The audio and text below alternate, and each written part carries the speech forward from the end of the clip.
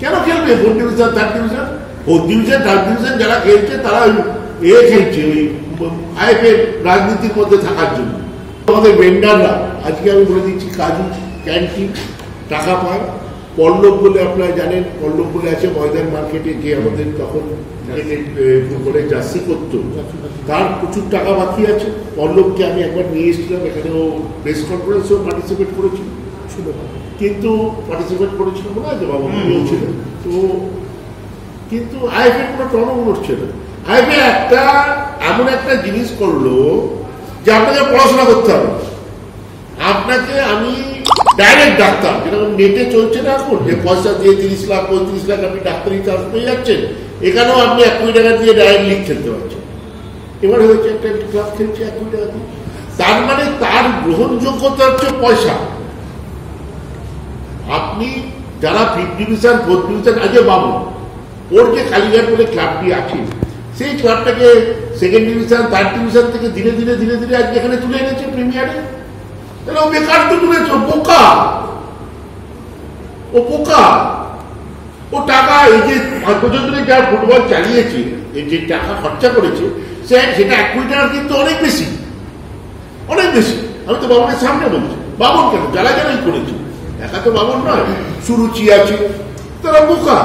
কেন ফুটবল খেলেছে ওখানে? তারা 1 কোটি টাকা জোগাড় করে হাতে দিয়ে দিত, ডাইরেক্ট খেলতে পারতো প্রিমিয়ার, এই ফার্স্ট ডিভিশন খেলছিল, তারপরে বছর প্রিমিয়ার খেলে যাবে, কি দরকার? এবং এই ট্রেনটা চালু হলো, এখন সবাই টাকা দিয়ে ঢুকে যাবে।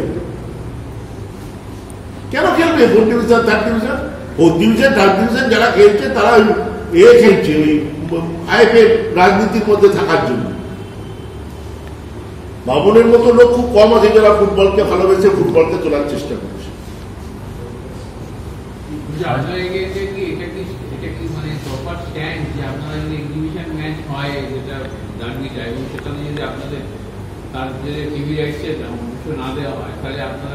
ডেফিনেটলি আমাদের মধ্যে আলোচনা চলছে, ডেফিনেটলি আলোচনা চলছে। আপনারা সময় মতো সব জানতে পারেন,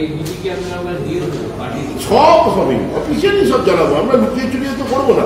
আজকে আপনি বলুন না, আজকে একটা পিকচার বেরিয়েছে, অনেক আলোচনা করছি, একটা খেলা দিয়ে দিয়েছে ডার্বি, কোথায় হবে, কখন হবে, কেউ জানে না। এটা একটা পিকচার, হাস্যস্কর। আপনি কি যদি ডার্বি হয় কলকাতা লিগের, সেটা হওয়ার যে দু দলেরই তো সমর্থক দেখবেন, প্রচুর সমর্থক আছে মরশুমের প্রথম ডার্বি, আপনি কি মনে করেন একমাত্র যুব ভারতই হচ্ছে আদর্শ জায়গা ডার্বি করা? যুব ভারতে তৈরি হয়েছিল ডার্বির জন্য। যুব ভারতী যখন তৈরি করার সিদ্ধান্ত হয়েছিল, তার পেছনে উদ্দেশ্যটা কি ছিল? নাহলে 1 লক্ষ টিকিট লোকে করা 25,000 করতে পারত। ডার্বিকে পরিকল্পনা করে ইডেন যখন বন্ধ করলো, তখন ডার্বিকে পরিকল্পনা করেই তো সল্টলেক স্টেডিয়াম, মানে 1 লক্ষ লোকের স্টেডিয়াম করা দরকারটা কোথায়? তো 30,000 করলেই হয়ে যেত, যেরকম মুম্বাই মাঠ আছে 20,000 25,000, সেরকম করলেই হয়ে যেত। তাহলে ওখানে ডার্বি হবে না তো কি হবে? ডাঙ্গুলি খেলা হবে দাদা না? দেখা গেছে ডার্বি হওয়ার আগে 2 প্রধানকে প্রতিনিধিরা তাদের সাথে আলোচনা করা হতো, কোনো আলোচনা লাস্ট 3 বছর সন্তোষ ট্রফিতে যে উঠতে পারিনি, কোয়ালিফাই করতে পারিনি।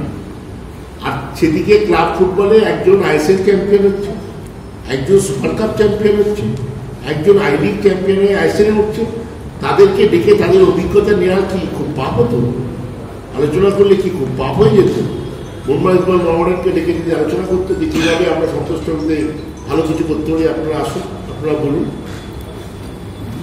এটা তো সাকসেস করছে, আর একটা নয়, বছরের পর বছর ধরে। 1 বছর নয় যে আমি এবছর করলাম আর 100 বছর পরে করলাম, তা নয়। আমরা পরপর 2বার আইএসএল চ্যাম্পিয়ন।